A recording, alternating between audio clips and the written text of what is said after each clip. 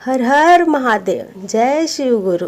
आज मैं आपको एक औरत और उसके बेटे की कहानी सुनाती हूँ। एक गांव में एक औरत रहती है जिसका अपने बेटे के अलावा कोई नहीं होता इस दुनिया में। वो औरत शिव जी गुरु की बहुत बड़ी भक्त होती है। घर में पूजा पाठ करती है। शिव जी गुरु जी की जहाँ भी चर्चा होता है वो जाती है। लड़का गाँव में ही मेहनत मजदूरी करता था। एक दिन लड़के ने कहा, माँ मैं शहर जाना चाहता हूँ ताकि मैं वहाँ अच्छे पैसे कमा सकूँ। माँ ने कहा ठीक है बेटा जाओ। वो लड़का शहर चला गया। शहर में उसे एक अच्छी नौकरी मिल गई। तनख्वाह भी अच्छा था। लड़के को जब भी तनख्वाह मिलती अपने जेब खर्च के लिए रखकर बाकी पैसे अपने माँ को भेज देता। माँ सारा पैसा भजन कीर्तन शिव चर्चा में लगा देती। लड़के को शहर जाके काम करते कई साल हो गया था। उसने सोचा अब तो माँ के पास बहुत सारे पैसे इकट्ठे हो गए होंगे। गांव जाता हूँ और जो पैसे हैं उससे एक छोटा सा घर बनाऊंगा और जो पैसे बच जाएंगे उससे ही एक छोटा मोटा कारोबार शुरू करूंगा। ये सोचकर वो गांव लौट आता है। माँ उसे देख के बहुत खुश होती है कि मेरा बेटा वापस आ गया। एक दिन लड़के ने अपने माँ से पूछा, माँ हमारे पास तो बहुत सारे पैसे इकट्ठे हो गए होंगे। तो उस औरत ने कहा, लेकिन बेटा मेरे पास तो कोई पैसे नहीं है। ये सुनते ही लड़का चौंक गया। बोला, माँ हर महीने में आपको पैसे भेजता था इतने सालों से, तो सारा पैसा क्या हुआ जो मैं इतने सालों से आपको भेज रहा था। तब उस औरत ने कहा, बेटा वो तो भजन कीर्तन और शिव चर्चे में ही खत्म हो गए। ये सुनते ही लड़का को बहुत गुस्सा आया। उसने कहा, मेरे इतने सालों की कमाई आपने भजन कीर्तन और शिव चर्चा में खत्म कर दिया। शिव गुरु के तस्वीर के पास जाके बोला, ये बिना शकल वाला आदमी जिसका न शकल दिखता है न कुछ सिर्फ हाथ है और पैर है, उसकी पूजा में आपने सारे पैसे बर्बाद कर दिए। मेरे इतने सालों की कमाई खत्म कर दिया आपने। ये बिना शकल वाला आदमी, इसके पीछे पूजा में आपने सारा पैसे बर्बाद कर दिया जिसका शकल तक नहीं दिख रहा है। इतने सालों से मेरी कमाई लूटता रहा ये आदमी। माँ ने कहा, बेटा ऐसे नहीं कहते, ये शिव गुरु हैं। अगर ये शिव गुरु है तो इनकी शकल क्यों नहीं दिखती? सभी देवी देवता की तो शकल देखिए तस्वीरों में है, पर इनकी क्यों नहीं है? ये आदमी सिर्फ आपको बेवकूफ बना रहा है और मेरी इतने सालों की कमाई लूट लिया इसने। आज ही मैं इसको ढूंढूंगा और अपने पैसे वापस लूंगा। कहकर लड़का गुस्से में घर से बाहर शिव जी को ढूंढने निकल गया। कुछ दूर जाने के बाद रास्ते में उसे एक बुढ़ी अम्मा मिली। उदास चेहरा देखकर बोली, बेटा लगता है तुम बहुत दूर से थके हारे आए हो। बैठ जाओ और थोड़ा आराम कर लो और बताओ क्या बात है। तब लड़की ने कहा, क्या बताऊं अम्मा, मेरी माँ इतनी बेवकूफ है कि बिना शकल वाले आदमी को शिव गुरु कह के और मेरे सालों की कमाई बर्बाद कर दी। अब मैं उसी को ढूंढने जा रहा हूँ ताकि मैं अपने पैसे वापस ले सकूं। वो अम्मा तो शिव गुरु को जानती ही थी। सो उन्होंने कहा, ठीक है बेटा जाओ, लेकिन शिव गुरु मिल जाए तो उनसे पूछना कि मैंने कई बार कुएं खुदवाए पर उस कुएं में कभी पानी ही नहीं आता। ऐसा क्यों होता है? मिले तो जरूर पूछना। लड़के ने कहा, ठीक है अम्मा, शिव गुरु मिलेंगे तो मैं जरूर पूछ लूंगा। ऐसा कह के वो आगे बढ़ गया। थोड़ी दूर और जाने के बाद उसे एक बगीचा मिला। बगीचे में एक आदमी उसकी देखभाल के लिए बैठा था। लड़के को परेशान जाता हुआ देख बोला, बेटा क्या बात है, बहुत परेशान लग रहे हो, आओ यहाँ बैठ जाओ और कुछ फल खा लो। उसने अपने बगीचे से कुछ फल तोड़ के दिए, लेकिन ये क्या, सारे फल में कीड़े थे। लड़के ने कहा, भाई आपके सारे फलों में तो कीड़े हैं। उस आदमी ने कहा, हाँ भाई, बड़ी मेहनत से मैंने ये बगीचा लगाया था, पर एक भी फल अच्छा नहीं होता, सब में कीड़े होते हैं, समझ नहीं आता क्या करूं। तो लड़के ने कहा, कोई बात नहीं, मैं शिव गुरु को ढूंढने जा रहा हूँ। मेरे कितने सालों की कमाई उन्होंने ले लिया है। अगर वो मिले तो मैं आपके बगीचे के बारे में पूछूंगा कि क्यों आपके बगीचे के सारे फल में कीड़े होते हैं। ऐसा कहकर वो आगे बढ़ गया। रास्ते में कुछ दूर और जाने के बाद उसे नाग नागिन का जोड़ा मिला। लड़के का थका हुआ चेहरा देखकर बोले, भाई बैठ जाओ, थोड़ी देर आराम कर लो और बताओ तुम कहाँ जा रहे हो।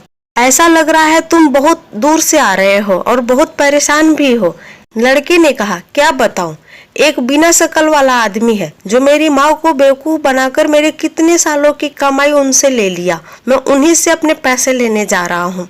पता नहीं माँ उनको क्यों शिव गुरु कहती है, ऐसा थोड़ी ना कोई गुरु और भगवान होते हैं। थोड़ी देर आराम करने के बाद वो लड़का वहां से आगे बढ़ने लगा। उस नाग नागिन ने कहा, भाई शिव गुरु मिले तो जरूर उनसे पूछना कि हमारी नागमणि खो गई है, वो कहाँ होगी। उसके बारे में पता करके जरूर आना। लड़के ने कहा ठीक है, शिव गुरु मिल जाएंगे तो मैं जरूर पूछूंगा। ऐसा कह के वो आगे चल पड़ा। कुछ दूर और आगे जाने के बाद उसे एक बहुत बड़ा जंगल मिला जिसमें एक साधु महाराज थे, वहाँ बैठ के तपस्या कर रहे थे। लड़के को परेशान देखकर बोले, कहाँ जा रहे हो बेटा, किसी को ढूंढ रहे हो?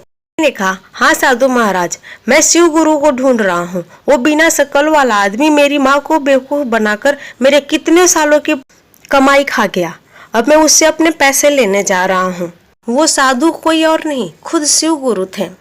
उस लड़के को इतने भाव से शिव गुरु को ढूंढता हुआ देख वो साधु का रूप लेकर आए थे। तब उस साधु ने कहा, हाँ बेटा, मैं भी जानता हूँ उस आदमी को। ऐसे ही लोगों को बेवकूफ बनाकर सारे का पैसे लूटता रहता है। बेवकूफ बनाकर लूटना नहीं होता तो अपना शकल नहीं दिखाता। लड़के ने कहा, हाँ बाबा, आप सही कह रहे हैं, इसी वजह से तो मैं उनको ढूंढ रहा हूँ। अब वो लड़का और वो साधु महाराज मिलकर शिव गुरु की खूब सारी बुराइयां की हैं। अपने जैसा ही सोच वाला किसी को पाकर वो लड़का बहुत खुश था। लड़के ने कहा, बाबा आप कितने अच्छे हैं, और शिव गुरु को देखो, वो बिना शकल वाला आदमी ऐसे लोगों को बेवकूफ बना बना के उनका पैसे लूटता रहता है। कब से ढूंढ रहा हूँ पर मिल ही नहीं रहा है, क्या करूँ? तब साधु महाराज ने कहा, बेटा तुमने उनकी शकल तो कभी देखा नहीं, कहाँ ढूंढते फिरोगे? मेरी बात मानो और घर लौट जाओ। लड़के ने कहा, बाबा घर तो लौट जाऊं, पर रास्ते में एक बुढ़ी अम्मा मिली थी। उन्होंने कहा था कि उन्होंने कई कुएं खुदवाए पर कुएं में कभी पानी नहीं आता। उन्होंने शिव गुरु से पूछने के लिए कहा था, अब मैं क्या जवाब दूंगा उनको? तब उस बाबा ने कहा कि बेटा जाकर उस अम्मा से कहना कि उनके बुरे कर्मों का नतीजा है, इस वजह से कुएं में पानी नहीं आता। किसी कुंवारी लड़की का शादी कराए और कन्यादान करे, इससे उनके पाप धुल जाएंगे और कुएं में पानी आ जाएगा। ठीक है बाबा, मैं बता दूंगा। पर रास्ते में एक आदमी मिला था जिसके बगीचे में सारे फल में कीड़े होते हैं। वो बहुत परेशान था, उसको क्या बताऊं कि उसके फल में कीड़े क्यों होते हैं? तब साधु महाराज ने कहा कि उसने गंगा जी से मन्नत मानी थी कि जब बगीचा लगाएगा और जब पहला फल आएगा तो वो गंगा मैया को चढ़ाएगा, पर वो भूल गया है। उससे कहना कि अपनी मन्नत पूरी करे, उसका सब फल अच्छा हो जाएगा। लड़के ने कहा, ठीक है बाबा, पर रास्ते में एक नाग नागिन का जोड़ा भी मिला था, उनका नागमणि कहीं खो गया है। उन्होंने पूछा कि वो नागमणि कहाँ है, आप उसके बारे में भी बता दीजिए। साधु महाराज ने कहा कि उनसे बोल देना कि नागमणि जहाँ की थी वहाँ पहुँच गई है, अब उसकी चिंता ना करे वो लोग। ने कहा, ठीक है बाबा, अब मैं चलता हूँ। तब साधु के रूप में आए शिव गुरु बोले, रुको, मैं तुम्हें कुछ देना चाहता हूँ। और उन्होंने अपने थैली से एक कपड़ा निकाला जिसमें कुछ बंधा हुआ था। उन्होंने कहा, लो ये, और इसे खोल के देखना मत, और जहाँ पर भी तुम अपने पैसे और खजाने रखते हो वहाँ पे इसे रख देना। लड़का वो सामान अपने जेब में डाला और आगे बढ़ गया। रास्ते में जब उस नाग नागिन को देखा तो उसने कहा कि आपकी नागमणि जहाँ की थी वहाँ पहुँच गई है, आप चिंता ना करें। ऐसा कहकर वो आगे बढ़ गया। तभी उसे रास्ते में वो आदमी मिला जिसके बगीचे में सारे फल कीड़े वाले होते थे।